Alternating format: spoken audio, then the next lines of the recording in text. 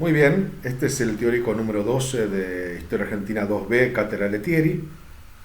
El tema de este teórico, que vamos a ver en un solo video, es la evolución económica y política entre 1901 y 1912, sin tocar, pero sí abriendo la puerta de la reforma electoral del 12, la ley de Sáenz Peña, que vamos a tratar en el teórico 15. Bueno, muy bien. En el teórico 9 habíamos cerrado con la crisis de 1901.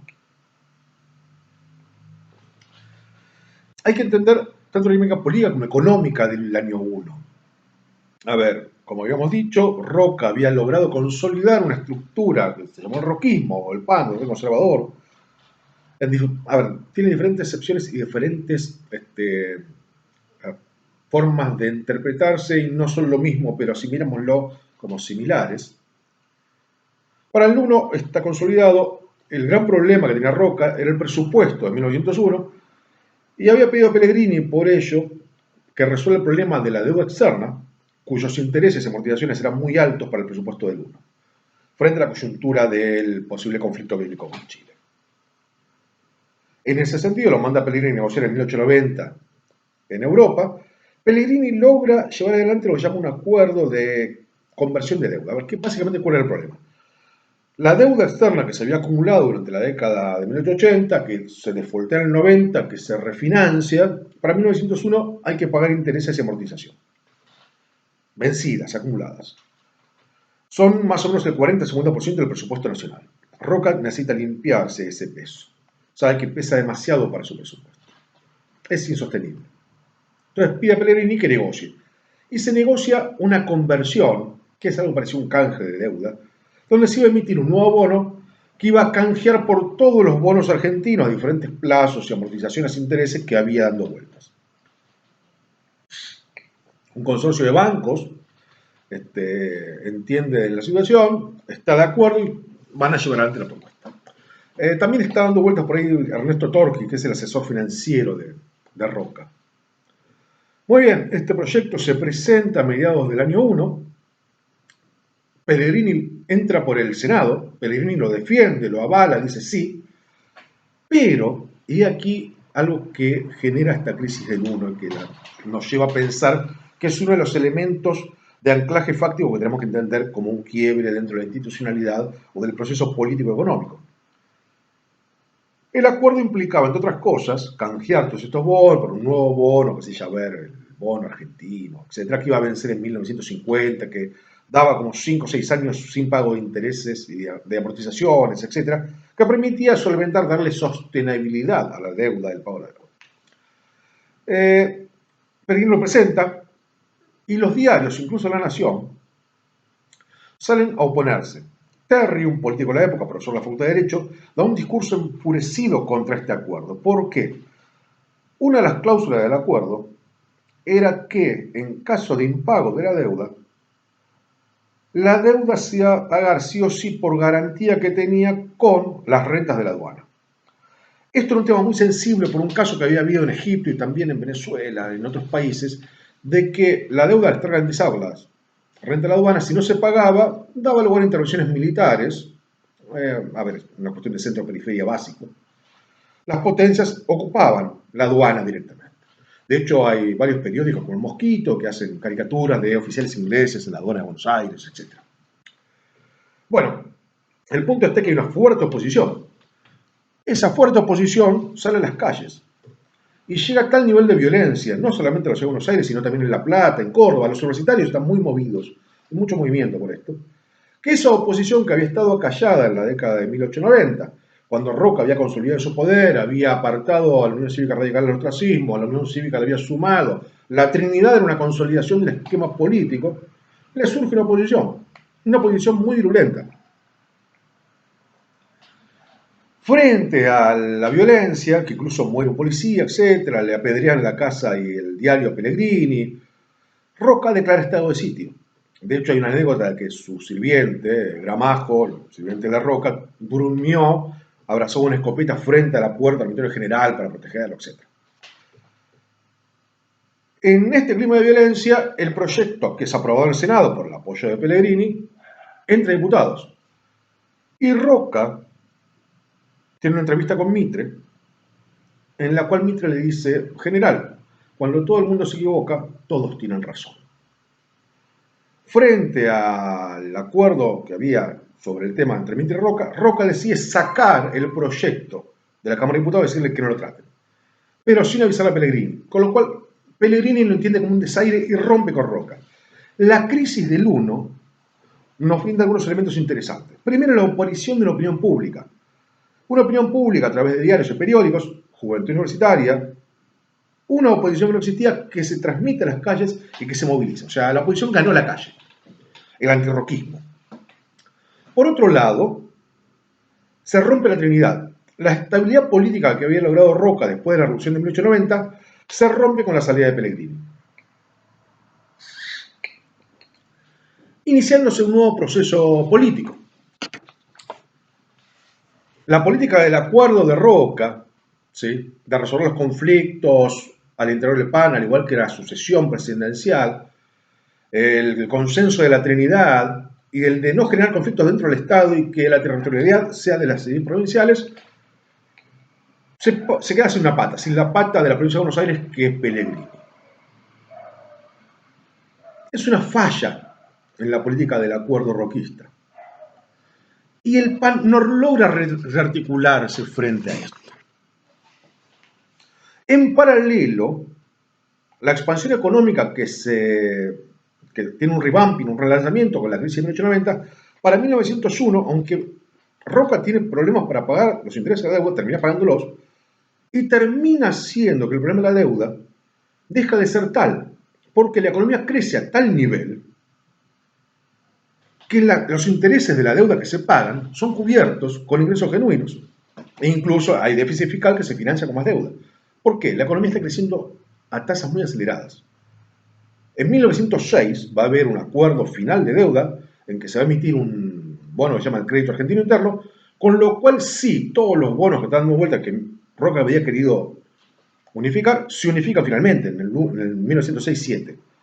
En un contexto muy favorable porque la economía está creciendo a tal velocidad y en tal magnitud, en la Belle Époque, la década dorada de este modelo, que el tema de deuda deja de tener peso. Pero le aparece otro problema a Roca en el 1-2, que es la huelga general, porque en este proceso de expansión económica, los sectores obreros comienzan a tomar otro cariz y otro tipo de actividad, haciendo una apelación y confrontando el sistema. Frente a eso, el roquismo tampoco va a tener respuesta. A ver, ¿cuál es la respuesta de Roca frente a la huelga general y a lo que se empezó a denominar cuestión social? Y la cuestión social es mucho más amplia.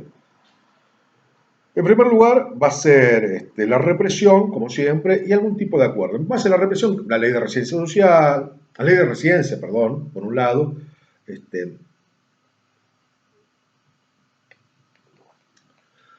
primero la residencia, la ley de protección social.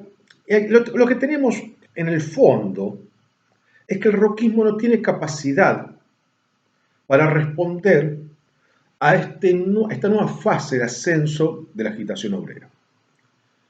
De hecho, va a crear el DNT, va a mandar a Belén Macé a hacer el famoso libro El Estado de la Clase Obrera en Argentina. Ese informe de Belén Macé es para Roca. Y va a intentar una reforma electoral. O sea, las respuestas de Roca y el roquismo pasan por ahí. La ley de residencia, la ley de defensa, el servicio militar obligatorio. La caja de conversión frente a la expansión económica se vuelve a abrir, se abre y funciona, efectivamente. Y la reforma electoral. Ahora, ¿qué sucede? Esta batería de medidas del roquismo no alcanzan para solucionar la crisis política y social. De hecho, Roca y sus ministros, de João González, entienden que la reforma electoral es una válvula de seguridad del sistema. El problema es que el sistema en sí no solamente tiene impugnaciones desde afuera, sino que tiene impugnaciones desde adentro. El peregrinismo va a tomar fuerza a partir de que Pellegrini se une a lo que era el viejo modernismo de la década de 1890 de Roque Sempeña, que al tener una figura del porte de Pellegrini, toma fuerza. De ahí se entiende que la elección de 1904 se hace a través de una comisión de notables, donde la fórmula es Manuel Quintana, José Figueroa Alcorta. Quintana es un mitrista. Roca cede frente a Mitre y pone un mitrista de presidente. Y Federal Corta es un modernista moderado, aceptable.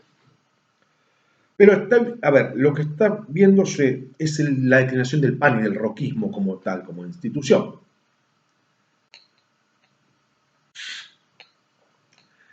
También está revelando la elección del 4, hasta cierto punto, la caída del peso de las provincias en la configuración nacional. En gran parte por la misma caída de Roca. En esta estructura de cosas, en 1905 reaparece la Unión Cívica Radical a través de un levantamiento que Hipólito Yrigoyen va a llevar adelante junto con algunos militares, o sea, la vieja fórmula de la revolución, que tenía muchos tintes decimonónicos, pero para 1905 vuelve a tener fuerza. Esa revolución obviamente va a ser fracasada, van a ir presos durante un tiempo, tanto los militares como los miembros de la Unión Cívica Radical que las impulsaron, pero está mostrando que el sistema tiene ciertos problemas. La crisis de 1906 va a ser quizás un elemento dentro de esta década de esplendor de la Belle Époque a nivel económico, pero con problemas a nivel social y político, porque se dan las tres muertes. Muere Manuel Quintana, el presidente, muere Bartolomé Mitre, el venerable del acuerdo con Roca, y muere Carlos Pellegrini. Son las tres muertes. A ver, la muerte de Pellegrini deja el modernismo sin liderazgo, que va a tomar tardíamente, un poco más tarde, Roca Sempegna. La muerte de Mitre deja un vacío de liderazgo a todo un sector que venía siendo representado por la figura de Mitre, un intocable para el periodo. La muerte de Quintana lo que hace es que la sucesión presidencial pase a Figueroa Alcorta. Y Figueroa Alcorta va a llevar adelante un proceso de desintegración de la máquina del PAN y el roquismo. De hecho, Figueroa Alcorta va a retomar las banderas del modernismo de Pellegrini y de Roque Sempegna. Y va a llevar adelante una política, ¿sí?, de intervenciones federales y de desarmar la estructura del PAN roquista. ¿Esto lo transforma en una reforma? No, está tratando de jugar en la misma estructura, pero reconfigurándola hacia el nuevo sector, este partido modernista avant la lettre. Va a generar problemas porque el Senado y el diputados tienen mucho roquismo todavía, heredero de las elecciones del 1, el 98 y del 2, y del 4. Frente a esto, Figueroa Alcorta va a cerrar el Congreso. O sea, es en un periodo constitucional donde el presidente cierra el Congreso por la fuerza, entre ellos el diputado Alfredo Palacios, el primer diputado socialista de América, que se elige en el 4 por la boca, va a quejarse formalmente, pero el Congreso se cierra.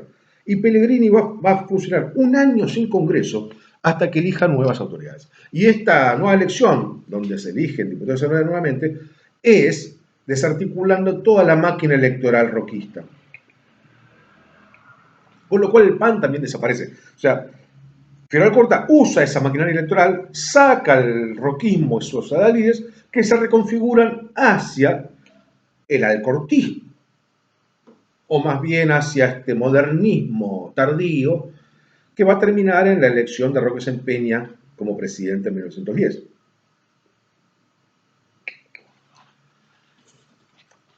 Hay que entender entonces qué están llevando adelante como proceso estos nuevos líderes que desbancan el roquismo y todo el viejo aparato, donde gran parte se reconfigura. Después de la crisis del 6, las elecciones del 8 van a demostrar la potencia de Alcorta como presidente, o sea, el presidencialismo en estado puro. Nuevamente es un caso, como vimos en teóricos anteriores, bien explicado por Mario Sarrafero en su tesis sobre los vicepresidentes. Figueroa Alcorta, un vicepresidente, de repente, ante la muerte de Quintana, toma el poder y reconfigura todo el escenario político, toda la coyuntura inmediata. O sea, la presidencia de Roque Sempegna es heredera de la muerte de Quintana y de la toma del poder por Figueroa Alcorta. En el 10, cuando se hacen las elecciones y es el centenario, nos encontramos que es la época de esplendor. A ver, el famoso Argentina era una fiesta de algunos historiadores, o la Argentina no era una fiesta de otros historiadores, dependiendo de se la vea. La cuestión social está muy candente, el anarquismo está muy, pero muy efervescente. De hecho, en los festejos del centenario viene la infanta de España, en estado de sitio, la elección de Roque Sempeña como presidente con este proyecto de reforma. Entonces, están dando vuelta varias cuestiones. Una cuestión que les punteo que tienen que ver en la bibliografía es la llamada cuestión social. ¿Sí? Que no debe resumirse a una cuestión del movimiento obrero, es algo mucho más amplio y donde está en juego toda una estructura. O sea, las élites pareciera que se están reconfigurando por necesidad propia o por la apelación, la interpelación de otros sectores, pero hay una reconfiguración, que no es solamente la muerte y el desplazamiento al roquismo. A ver, hay un movimiento de este acuerdo que había llevado Roca en 1880, de una liga de gobernadores más provincial, a algo mucho más central, mucho más desde Buenos Aires, provincia de Buenos Aires y capital. Pero también, dentro de estas fisuras que hay entre la élite, lo que quieren llevar adelante algunos de estos sectores, entre ellos Roque Sempeña, modernista por excelencia, que es el que hace la ley, es una ingeniería social. Es un proyecto de ingeniería social desde arriba, dirigido por el Estado. Por lo tanto, es mucho más complejo, donde la cuestión electoral, la reforma electoral de 1912, es un elemento más fundamental, pero un elemento más dentro de un complejo de medidas, una batería de medidas en que el Estado quiere llevar adelante una ingeniería social que reconfigure la estructura política social del país. Entendiendo, por ejemplo, algunas nociones, obviamente estamos hablando de una élite conservadora. Conservadora en los términos que habla Eduardo Zimmermann o Teramo. ¿Qué quiere decir esto? Para esta élite la noción de orden es constitutiva del ser nacional. Y por otra parte, existe un ser nacional. Entonces la inmigración tiene un rol dentro de ese sentido del ser nacional que debe ser reabsorbido, reinterpretado, y en ese sentido las instituciones estatales tienen un rol que jugar. Hay un cambio en el mundo de las ideas que permea en esta élite. A ver, es la época de Ramos Mejía, etc. Hay una serie de intelectuales que están pensando nuevas cosas, que no es la generación del 80, es una nueva generación de intelectuales. Están mirando la cuestión desde otra perspectiva. Entonces hay una renovación y recirculación entre las élites. Y así como quieren llevar adelante una ingeniería social, donde hay una interpretación de un ser nacional asociado al orden, una regeneración del Estado, ¿sí? Hay una búsqueda de una nueva relación entre la sociedad y el Estado, donde el Estado se regenere de las viejas prácticas del siglo XIX, y donde hay algunos debates implícitos. ¿Hasta qué punto van adelante con el nacionalismo? ¿Y qué tipo de nacionalismo? ¿Y cómo se lleva adelante una reforma social? ¿Y qué tipo de reforma social? Esto es lo que se pone en juego desde el poder y que tiene su vertiente más conocida, más relevante en la reforma electoral. Reforma electoral que viene a capitalizar un montón de elementos y legislaciones que se venían dando durante la década de 1900-1912, pero que viene a celebrar un cambio en el pacto entre la sociedad y el Estado, abriéndose a nuevas corrientes de pensamiento que estaban muy de moda en Europa y que en algunos países de la región ya estaban más o menos moviéndose, como en Uruguay. En este sentido, hay una modernización, o sea, este partido modernista tiene sus elementos modernos. Y es lo que van a llevar adelante, con mayor o menor éxito, dependiendo de la perspectiva y los análisis, porque todavía es sujeto, es elemento para debates muy profundos, con la reforma electoral, que algunos van a interpretar como salto al vacío, movimiento estratégico, diferentes perspectivas para entender la coyuntura electoral per se, pero que si no se ve en un marco más grande de una pretensión de reforma social, parece bastante fuera de lugar. Dejamos entonces con la reforma electoral, tema que vamos a tomar con más detalle en el teórico 15.